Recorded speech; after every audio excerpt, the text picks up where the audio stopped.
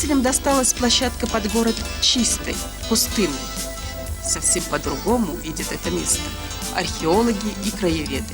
Буквально в последние дни работы экспедиции в зоне строительства путепровода на Магасе нами был найден замечательный, уникальный погребальный комплекс эпохи поздней бронзы. И вот этот комплекс, он не имеет аналогов не то что на Кавказе, вообще во всем Малазийском регионе. И вот, пожалуй, самые наши интересные находки. Базеев говорит: ничего у вас не получится. А я ему отвечаю словами Наполеона. Я говорю: посмотрим. Главное — ввязаться в драку.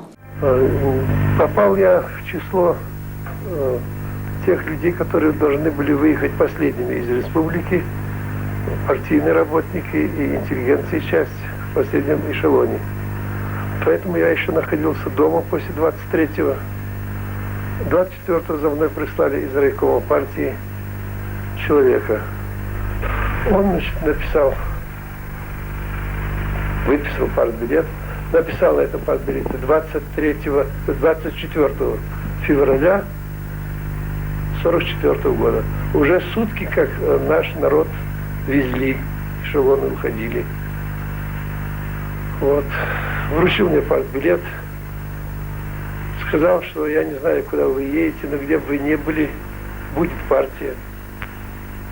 Бери партбилет и как можешь оправдывай. Будучи 22-летним парнем, выпустил 2 сборника, 2 учебника «Аббат» в соавторстве с Ахриевым и Озиевым и «Он и пионер» в соавторстве с Шадиевым Мухарбеком. В 1932-1933 годах эти 2 учебника для первоклассников ингушских школ вышли в городе Орджоникидзе в ингушском книжном издательстве «Сердало». У меня очень хороший оператор был. Я хочу вот сегодня о нем тоже сказать несколько хороших слов. Молодой Амирханов Аслан, ну, совсем молодой парень был, но тем не менее он был очень талантливый, у него хорошее видение было операторское, несмотря на такой маленький опыт. Вот. И он меня никогда не подводил, ни разу не подвел. Хотя съемки были в различных ситуациях, порой и довольно нестандартных, и опасных, и так далее, и так далее. Но он никогда, как говорится, не подал назад. Вот. Спасибо ему за это. Более полувека Жансурат Аушева посвятила становлению журналистики Ингушетии, день за днем оттачивая мастерство, набираясь опыта. Супруга известного в нашей республике патриота, экономиста, общественного деятеля Абдулхамида Аушева, мама 3 детей, она сумела так выстроить свой рабочий день. Называется «Не жалеть себя». Я уж прошу прощения за такой. У меня ежедневный, 5 дней в неделю, ежедневный выпуск. В 2 часа я должна была на стол зампредседателя Гостелерадио положить выпуск 20-минутный на русском языке.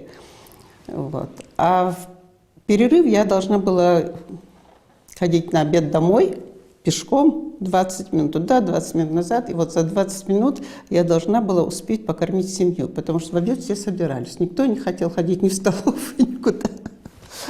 И вот я там на бегу, на ходу что-то перехвачу. Вот. Ну, вот такая, можно сказать, была глупость с моей стороны. Мы полвека с ней знакомы, Жансурат. Такой правильный, достойный человек. Мы вместе работали, начинали вместе. Она чуть раньше пришла в газету, а я позже. Никогда она не оставалась обедать с нами.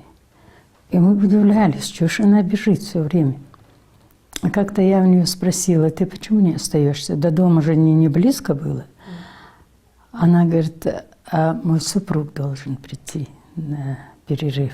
Не было такого дня, чтобы я его не встречала. Она совсем молоденькая вышла замуж. Как раз я хочу о ее супруге сказать. Это прекрасный человек, большой интеллектуал. Он в самые тяжелые такие времена для нашей республики принимал активное участие в становлении, развитии, создании нашей республики. Это Аушев Абдулхамид Хусейнович. Очень порядочный, интеллигентный человек. И мы тоже были молодые, немного удивились. Но потом мы поняли, что она правильно поступает? Меня выручало все-таки то, что я всегда, ну и в школе хорошо училась, я же не хочу себя хвалить. Вот, как-то вот общая подготовка такая, да, наверное, это выручало. Так что с работой справлялась, иначе бы это все-таки, да, столько лет продержаться на такой ответственной работе, я считаю, это ответственная работа была.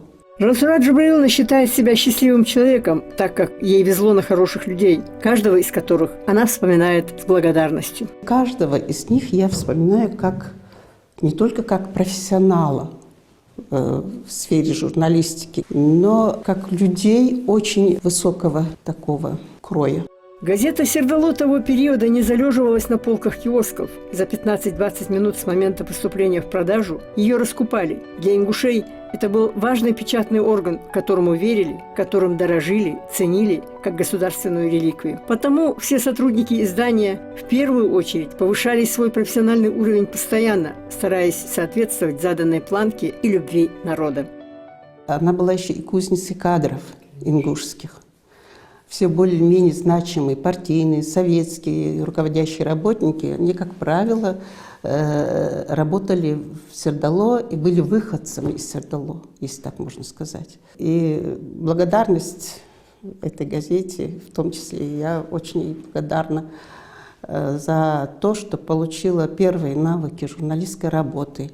Газета – это, в отличие от телевидения, не умаляя, как говорится, достоинства других СМИ, газета все-таки она немножко по-другому формирует журналиста. Она дисциплинирует, она вырабатывает стиль, четкость мышления и аргументированность. Я думаю, что всех журналистов остальных СМИ надо бы пропускать через газетную практику для начала. Вы знаете, когда вот бывает какой-то костяк, нормально, хороший, все, как правило, ориентируются на этот... Да. Поэтому там был костяк, на котором надо было ориентироваться и которому надо было соответствовать. Поэтому, видимо, так все и вот выравнивалось в соответствии с этим костяком. Для начинающего журналиста важен каждый штрих, подсказка, учитель, ведущий в сложный мир событий и текстов. Особенно взгляд и интонация, с которой к нему обращаются старшие по творчеству, умудренные опытом. На то время это была не просто редакция газеты, пусть и республиканской.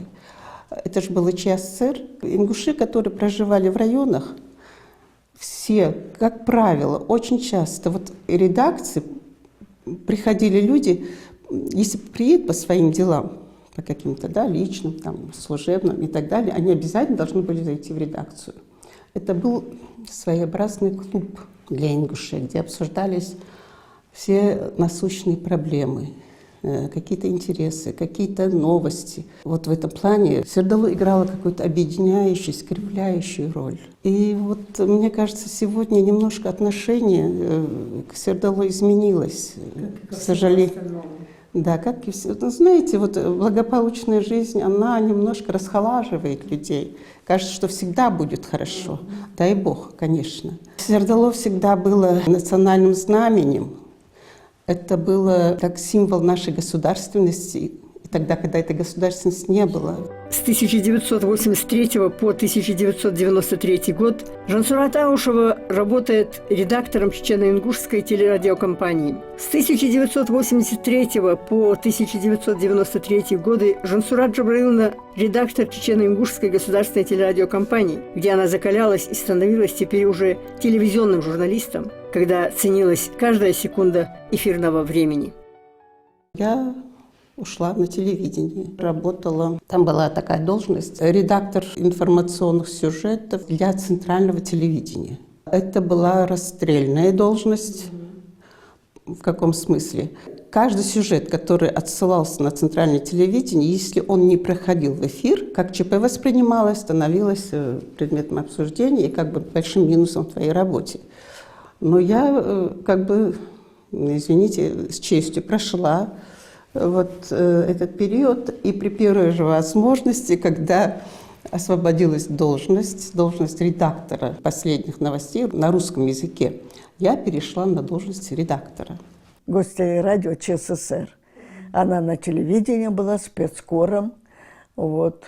Очень умная, очень грамотная, выдержанная такая, достойнейшая. Вообще у нас ингуши, которые работали, а вот она особо выделялась. И наши сотрудники всегда говорили, ингушей сразу можно узнать, даже по походке. Настолько культурная, интеллигентная нация. Сопкором быть в такое время, тоже сложные времена были, непростые. Она вот так вот справлялась, с достоинством вела свою работу. Она была в последних известиях. Последние известия были. На 3 языках шли. На русском, на ингушском, на чеченском. Тогда же очень скудное было вещание, очень скудное. Очень скудные передачи там иногда какие-то. В основном новости. Телевидение только-только развивалось. Вот. И она готовила эти программы. Это значит, ею было охвачено не только Республика ЧССР, что представляла она, а еще и вся страна. Она поставляла в центр информацию очень серьезную. 75 лет круглая дата, и уже за плечами больше прожито, но судьба дала возможность и отметить эту юбилейную дату. Жансурат Аушева знаю, как всегда, серьезную, ответственную женщину.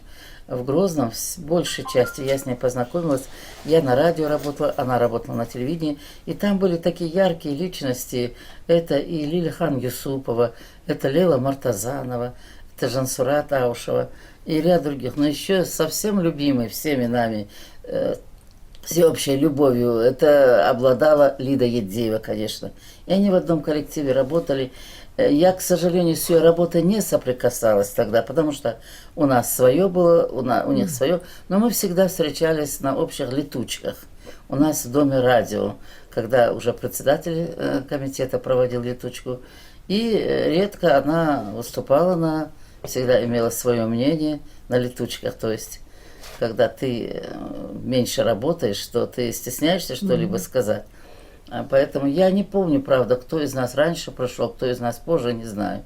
Но я знаю, что по работе вот на телевидении Жансурат была уважаема, Жансурат считалась профессиональным журналистом, и поэтому уважение, отношение к ней было такое же, достойное. Жансурат, она как журналист, человек, который постоянно ищет, работает над собой, развивается, который должен раскрывать своего собеседника, в то же время и сам должен раскрываться. И Жансурат это удавалось очень хорошо. Все передачи, над которыми она работала, мы следили, получались такие емкие, четкие и с такой высокой гражданской позицией.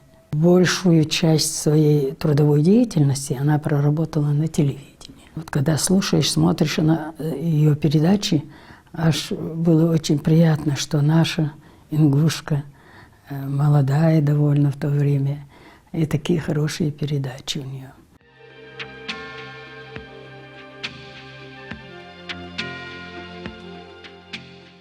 Большая у нас страна, Россия, хоть уже и не 1/6.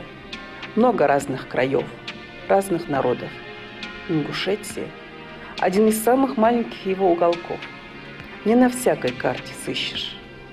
Республика, которой исполнилось 8 лет, которая за короткий срок пытается обрести то, к чему постоянно благополучные соседи шли многими десятилетиями, одновременно вынуждена решать проблему общероссийского масштаба, принимать и обустраивать более 200 тысяч беженцев из Чечни при 300 тысячах своего собственного населения. Мы 8 лет, 70% куда тратим все свои энергии на решение этой проблемы. Возьмите любой другой субъект федерации. Они занимаются только экономикой и социальной защитой, больше ничем не занимаются. А у нас за это время две войны, беженцы. Прошло через нас сейчас я скажу, с 92 года через Ингушетию прошло порядка 500 000 беженцев через такую республику. Почему же бремя, от которого отказались соседние республики, Ингушетия взяла на себя, вынося при этом самые несуразные обвинения как в адрес самого народа, так и в отношении его президента. По этому поводу много всяких версий, предложений, обвинений, порой самых гнусных. Труднее всего поверить в истинную причину. В течение нескольких очень мрачных лет, живущих, опускаясь с одной ступени бедствия на другую, все ниже и ниже, общение с Русланом Аушевым прежде всего большая моральная поддержка. Сегодня мы можем выразить большую и огромную благодарность президенту Ингушетии за предоставленный для нас этот уют. Уютом, конечно, это не назовешь, но, по крайней мере, то, что для нас сделали сегодня, это мы выражаем свою большую благодарность за то. Низкий поклон.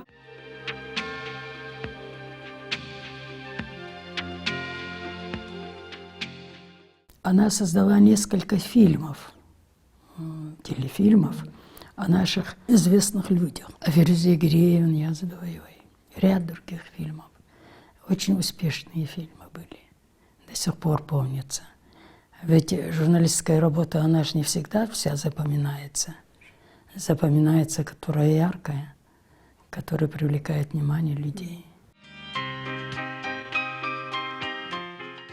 Изучая свое прошлое и настоящее, истоки бед и поражений, удач и достижений, мы открываем для себя новые даты, события, имевшие важное значение, имена людей, влиявших или влияющих на ход нашей истории.